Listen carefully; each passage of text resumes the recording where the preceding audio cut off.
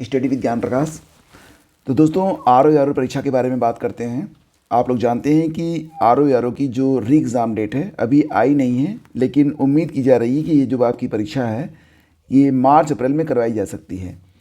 तो आपके पास फ़िलहाल कितना समय बचा हुआ है? तो समय आपके पास फ़िलहाल देखा जाए तो काफ़ी कम है, यानी कि लगभग 90 डेज़ 90 दिन का समय आपके पास शेष बचा हुआ है। और यही 90 दिन आपके लिए निर्णायक होंगे, यानी कि अगर आप ये 90 दिन सही से इस्तेमाल कर लें तो आसानी से आप आर की जो परीक्षा है इसका प्री आप क्वालिफाई कर सकते हैं। फ़िलहाल अगर देखा जाए तो इस साल UPPCS 2024 प्री की परीक्षा जो हुई थी, क्वेश्चन पेपर आप लोग ज़रूर देख लीजिएगा, क्योंकि इस बार का जो क्वेश्चन पेपर था इसे विगत कई वर्षों की अपेक्षा काफ़ी कठिन माना गया। ये माना गया कि अब UPPSC जो अपना ट्रेंड है उसको बदल रहा है और जो प्रश्नों का स्तर है वो काफ़ी अलग प्रकार के आपको देखने को मिलेंगे। ध्यान देने योग्य बात ये है कि यहाँ पर आपका जो सिलेबस है, यानी कि आपका जो पाठ्यक्रम है, इसमें कोई बदलाव नहीं किया गया है। बदलाव क्या हुआ है कि अब जो प्रश्न जो MCQs एग्ज़ाम में पूछे जा रहे हैं वो थोड़े और डीप में जाकर पूछे जा रहे हैं। जो कॉमन क्वेश्चन थे उस पर आधारित प्रश्न अब नहीं आ रहे हैं। हालांकि अगर आप पेपर को ठीक से देखेंगे तो सभी प्रश्न बहुत टफ नहीं थे, कुछ प्रश्न बहुत ही हल्के थे। जैसे कि साइंस वाला जो पोर्शन था उसमें जो प्रश्न पूछे गए थे काफ़ी आसान थे। इसके अलावा पॉलिटी के प्रश्न भी आप बहुत टफ नहीं कर सकते हैं। हाँ, करंट के जो प्रश्न थे और इतिहास के जो प्रश्न थे, साथ ही साथ करंट में जो क्रोनोलॉजी पूछी जा रही है आजकल, तो एक बात ध्यान रखिएगा कि अब आपको ना क्रोनोलॉजी पर यानी कि कालक्रम पर आपको ध्यान देना पड़ेगा। और तथ्यों को अब इस प्रकार से आपके सामने रखा जा रहा है कि अगर आपने डीप स्टडी नहीं की होगी, पूरे साल का करंट अगर आपने नहीं पढ़ा हुआ है और उसका एक रफ आइडिया आपके दिमाग में नहीं है तो फिर मुश्किल हो जाएगा। और यहाँ पर तो सैन्य अभ्यास इस प्रकार के पूछे गए थे कि उनको डेट वाइज आपको मैच कराना था। तो निश्चित रूप से हम ये मान के चल रहे हैं कि जो आर की परीक्षा होगी उस पर भी UPPCS 2024 का प्रभाव रहेगा। इसकी दो वजहें मुझे समझ में आ रही हैं। पहली बात ये है कि इस बार आर में जो संख्या है वो 11 लाख के आसपास है। तो आयोग टफ प्रश्न क्यों देगा? इसलिए देगा ताकि जो लोग ग्रुप C की तैयारी कर रहे हैं, ग्रुप D की तैयारी कर रहे हैं, यूट्यूब पर वीडियोस देख देख कर उन लोगों ने आर का फॉर्म भर दिया था, तो एक तरीके से उनका वहम दूर करने के लिए भी प्रश्न टफ आ सकते हैं, ताकि वो लोग अगली बार फॉर्म ना भरें और आयोग की जो इतनी फजीयत हो रही है एग्ज़ाम को लेकर वो ना होने पाए। तो बड़ी वजह तो मुझे लग रही है कि पेपर जो है टफ होंगे। दूसरी बात ये है कि आर का जो सिलेबस है, फ़िलहाल सिलेबस तो आपको एक बार पूरा क्लियर करना पड़ेगा, इसके बाद इसकी ठीक से स्टडी आपको करनी पड़ेगी। अभी आपके पास 90 दिन का समय है, अगर आप चाहें तो इसकी तैयारी प्रॉपर तरीके से आप कर सकते हैं। सबसे पहले तो आपको ये बता दें कि जो प्री की परीक्षा होगी इसमें 2 पेपर रहते हैं। GS से 140 प्रश्न होते हैं और हिंदी से 60 प्रश्न होते हैं।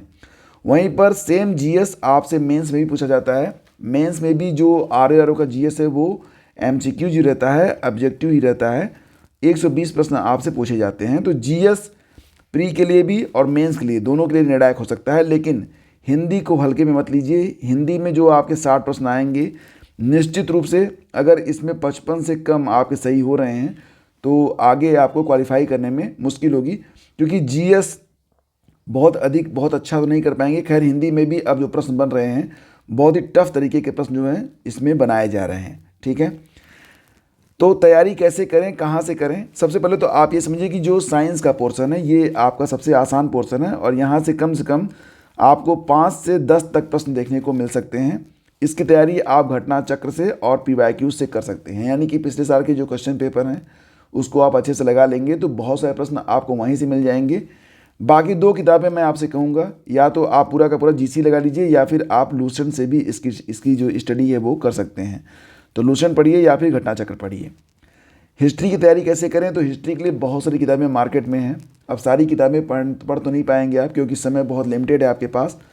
तो मैं आपसे कहूँगा कि कोई भी एक किताब, अगर आप इंग्लिश मीडियम से हैं तो इंग्लिश मीडियम में भी बहुत सारी किताबें हैं।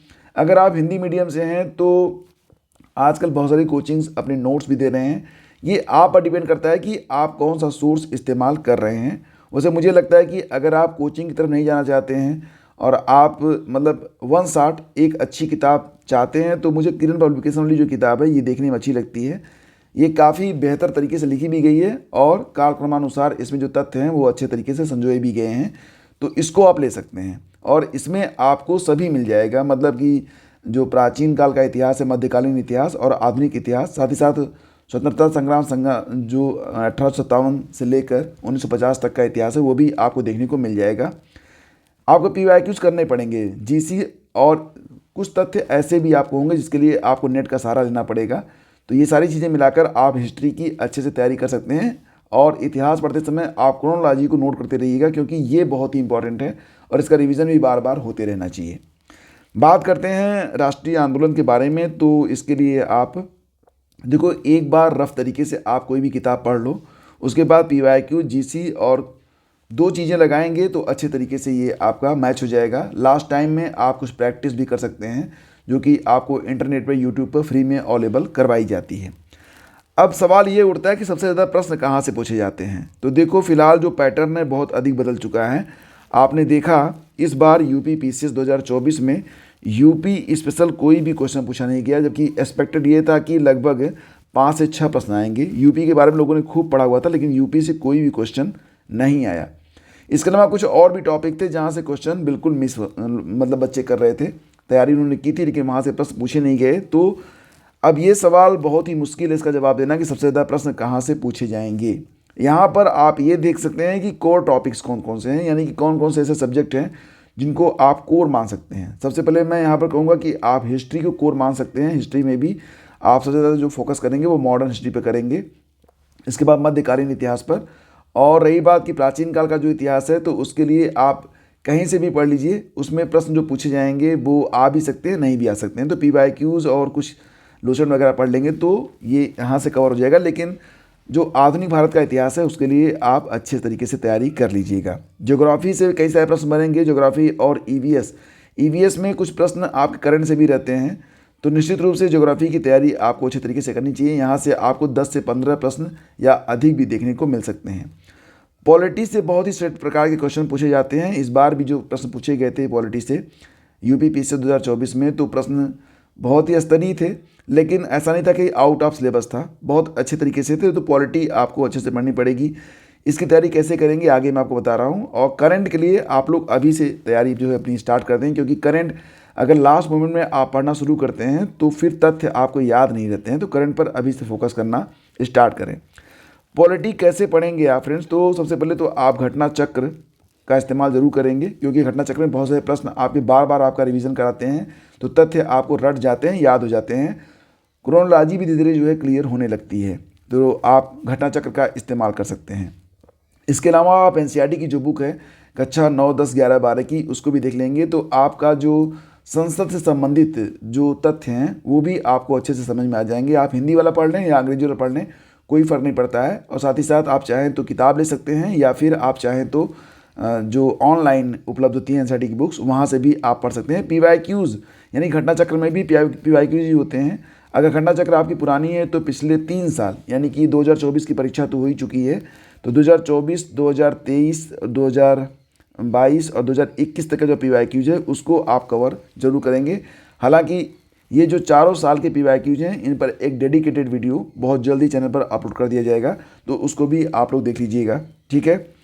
अब यहाँ पर जो मेन फोकस आपका रहना चाहिए वो किस पर होना चाहिए, आर्ट, संसद और पंचायती राज पर, ठीक है। जो आर्ट मतलब आर्टिकल, जो आपके अनुच्छेद हैं, कौन सा अनुच्छेद किससे जुड़ा हुआ है, साथ ही साथ संसद की जो व्यवस्था है और जो पंचायती राज है, यहाँ से प्रश्न कई बार अराइज होते हैं। तो ये 3 टॉपिक आप बहुत अच्छे से कर लीजिएगा पॉलिटी के अंतर्गत। इकोनॉमिक में कहाँ से पढ़ें, तो स्टैटिक का जो पोर्शन है उसको आप लूसेंट से कवर कर सकते हैं, या फिर आप कोई भी किताब पढ़ सकते हैं। लेकिन इकोनॉमी के कुछ प्रश्न आपको करंट से भी मिलेंगे, जैसे कि बजट वगैरह हो जाएगा, इकोनॉमिक सर्वे वगैरह हो जाएगा, तो वहाँ से भी प्रश्न आपके बनेंगे। तो करंट आपको अच्छे से पढ़ना पड़ेगा। आर्ट और कल्चर, यहाँ से भी प्रश्न पूछे जाते हैं। इसमें मध्यकालीन इतिहास से संबंधित प्रश्न, जैन धर्म और बौद्ध धर्म से संबंधित जो प्रश्न होते हैं ये बहुधा बार बार पूछे जाते हैं, तो इनको आप अच्छे से तैयार कर लेंगे। किताबों का सोर्स वही रहेगा जो कि ऊपर मैंने आप लोगों को बताया। भारतीय वाणिज्य, कृषि, व्यापार, जनसंख्या, नगरीकरण, ये कुछ टॉपिक है जिनको आप चाहें तो इंटरनेट से भी पढ़ सकते हैं, या फिर इनके लिए बहुत सारी किताबें, बहुत सारे रिसोर्सेज उपलब्ध हैं। जो भी आपको सरल लगे वहाँ से आप इसकी तैयारी कर सकते हैं। विश्व भूगोल और भारत का भूगोल, ये बहुत ही इंपॉर्टेंट टॉपिक है, क्योंकि भूगोल और एनवायरनमेंट मिलाकर आपसे प्रश्न पूछे जाते हैं। तो यहाँ आप 11वीं 12वीं की जो एनसीईआरटी है, पहले तो एक बार आप उसको पढ़ लीजिए, और अगर आप ये नहीं पढ़ पा रहे हैं तो आप महेश बर्नवाल को भी पढ़ सकते हैं। बहुत अधिक किताबों पर फोकस मत करिए, किताबें कम रखिए, लेकिन उनको बार बार आप पढ़िए। आप चाहें तो 11-12 की एनसीईआरटी पढ़ लीजिए या फिर महेश बर्नवाल को पढ़ लीजिए, आपका काम हो जाएगा। लेकिन PYQs, पिछले साल के जो क्वेश्चन पेपर हैं, उनको हल आपको करना पड़ेगा। बाकी जो सिलेबस है ये आपके न्यूज़ सोर्सेज और मैगजीन से कवर हो जाएगा। तो इतनी चीज़ें थी जो कि बहुत ही इंपॉर्टेंट थी। आपके पास जो समय है बहुत कम बचा हुआ है, बाकी तैयारी आपकी इसी चैनल पर करवाई जाएगी। तो अगर आप पहली बार हैं तो इसे सब्सक्राइब कर लें। आपको यहाँ पर जो करंट है उसके लिए आपको प्रतिदिन या फिर अल्टरनेट डे पर 50 प्रश्नों का एक टेस्ट करवाया जाएगा। तो ये टेस्ट आप लगाते रहिएगा तो करंट आपका अच्छे से तैयार हो जाएगा। करंट में हम जनवरी से लेकर लास्ट मोमेंट तक, यानी कि जब परीक्षा होगी उसके 1 महीने पहले तक का करंट जो है वो प्रश्नों के माध्यम से आपका कवर करवाएंगे, ठीक है। और प्रश्नों की संख्या जो रहेगी वो कम भले रहे, लेकिन प्लस काफ़ी डिटेल में रहेंगे। तो तथ्यों पर ध्यान दीजिएगा, नंबर ऑफ क्वेश्चंस पर नहीं, ठीक है। और बाकी जो टॉपिक हैं उनको भी यहाँ पर धीरे धीरे आपको कवर करवा दिया जाएगा। लेकिन किताबें जो हैं वो आप पढ़ते रहिए, और अगर आपके जो डाउट होंगे तो डाउट्स आप हमें कमेंट बॉक्स में लिख सकते हैं, या फिर हमारा जो टेलीग्राम चैनल है स्टडी विद ज्ञान प्रकाश, उस पर भी आकर अपने डाउट्स आप हमें लिख सकते हैं। उस पर भी आपको यहाँ पर रिजोल्यूशन उसका उपलब्ध करवा दिया जाएगा। तो सभी को शुभकामनाएं। 90 डेज बचे हुए हैं, नया साल आ चुका है। सबसे पहले तो आप सभी को नव वर्ष की ढेर सारी बधाई और शुभकामनाएं। लेकिन कहते हैं ना कि कैलेंडर बदलने से नहीं, संकल्प बदलने से जीवन बदलता है। तो 2025 में अगर आप एक प्रभावशाली और अच्छा जीवन जीना चाहते हैं तो मेहनत करिए, आगे बढ़िए, और बहुत सारी उपलब्धियाँ आगे आपका इंतज़ार कर रही हैं। Thank you. Please do like and share.